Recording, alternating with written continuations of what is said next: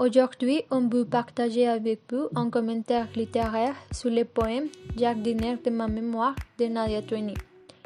La vidéo est divisée en 4 parties. Donc, en premier lieu, on parlera sur la vie de l'auteur.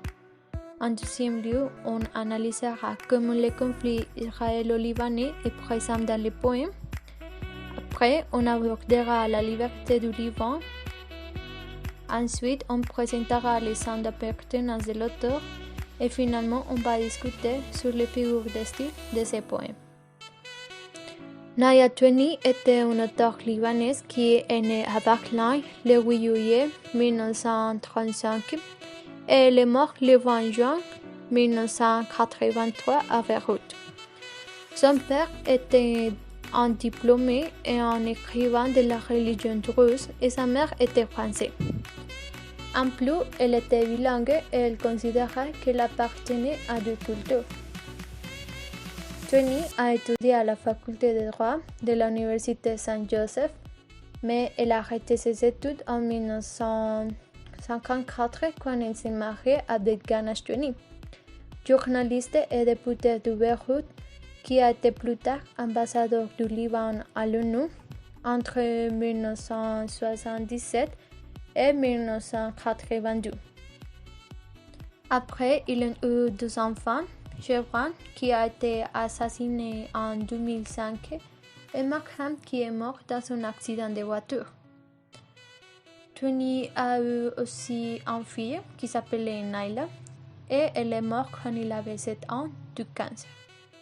Finalement, ses œuvres les plus importantes sont les textes de Blonde, L'âge de Goumet, Poème pour une histoire, Séguer, qui a été prix de l'Académie française, et Revue de terre.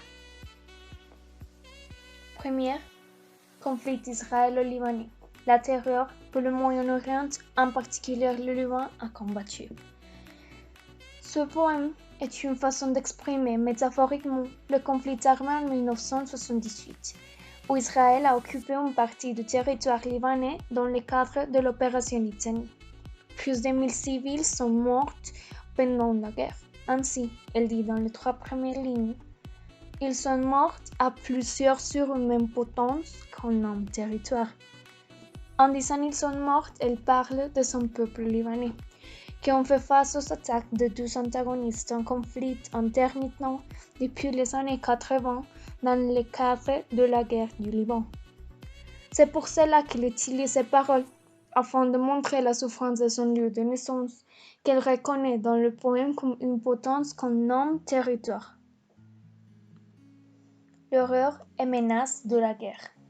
La guerre civile au Liban a terrifié toute la population. Tous ont partagé la peur de la guerre jour après jour.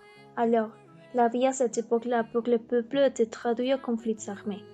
Dans ce sens-là, elle appelle cette dure vie de la guerre un otage de vie, c'est-à-dire ils sont prisonniers de leur propre vie par une guerre constante. De la même façon, elle décrit la routine quotidienne de la guerre de cette manière. Alors, la nuit, jusqu'au matin, puis de nouveau la mort et leur souffle, dernière dépose dans l'espace, la fin du monde.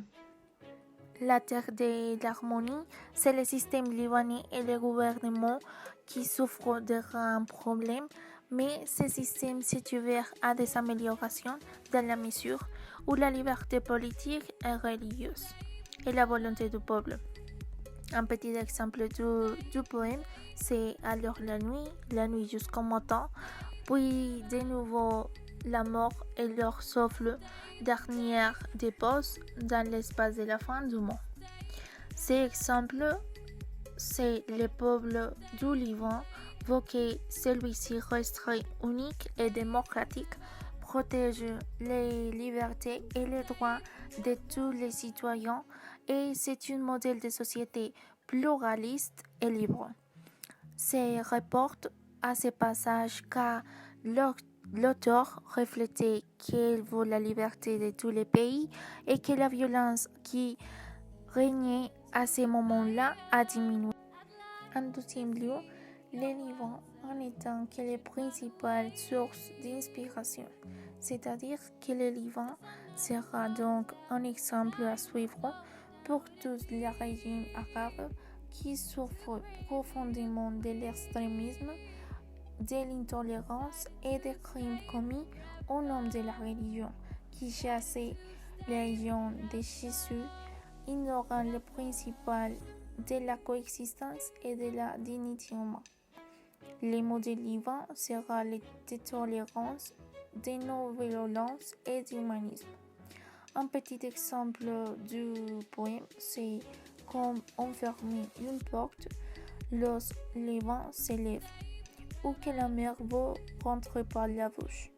Nous pouvons dire que ce passage du poème est lié à la variété des natures que nous pouvons trouver. C'est une signification très gratifiante pour l'auteur de ces poèmes, là où vous pouvez voir que la mer et les petits détails inspirent pour écrire sur sa belle terre. D'une part, dans ce point, on peut identifier qu'elle était fière de sa nationalité. En effet, elle s'identifie à la montagne libanaise et s'attache à la terre et à ses racines. Dans le Sivan vert, leurs yeux argile ou cendre emportent la montagne. Peut-être là, elle mentionne la montagne car elle voulait dénoncer les dommages écologiques qui a laissé la guerre civile libanaise. Pour que pendant ce temps, 1975 à 1990, les écosystèmes ont été détruits, les réglementations environnementales n'ont pas été respectées et les programmes de conservation ont été abandonnés. D'ailleurs, il est très important de souligner que dans un article publié en 2001 par l'Orient le jour, il est dit qu'avant de mourir, Nadia avait recommandé à son frère la montagne libanaise. Pendant la guerre civile libanaise, on estime qu'il y a eu environ 120 000 morts et dans les conflits armés en 1978 entre Israël et Liban, plus de 1000 civils sont morts. Notamment dans le poème, il y a un sentiment de tristesse et il est très clair parce qu'elle fait plus d'une fois référence à la mort de ses compatriotes, comme s'il avait besoin de montrer à tout le monde ses stratégies. On peut trouver ce sentiment dans versets comme « Ils sont morts à plusieurs ». Pour plus de précision, ils sont morts à plusieurs par besoin de mourir. Et aussi, alors, ils sont bien morts ensemble, c'est-à-dire chacun seul, comme il avait vécu. En plus, Tuani utilise la métaphore parce qu'elle jouait avec la ressemblance et l'analogie entre concepts. Exemple, métaphore. Leurs yeux, argile ou sombre, emportent la montagne. Un otage de vie, une voix tombe, c'est le bruit du jour sur le pavé. Ils sont morts à plusieurs, c'est-à-dire chacun seul sur une même potence comme un territoire. Figure de style, dans ce poème, il y a hyperbole parce qu'il existe une vision exagérée car les poètes souhaitaient à ces mots une plus grande intensité et émotion. Un exemple d'hyperbole, c'est « ils sont bien morts ensemble » et c'est-à-dire chacune seule comme il avait vécu. Finalement, elle utilise aussi la personnification en donnant, dans ces cas, des tâches humaines à un être inanimé. Par exemple, ces 4 sœurs montent la garde.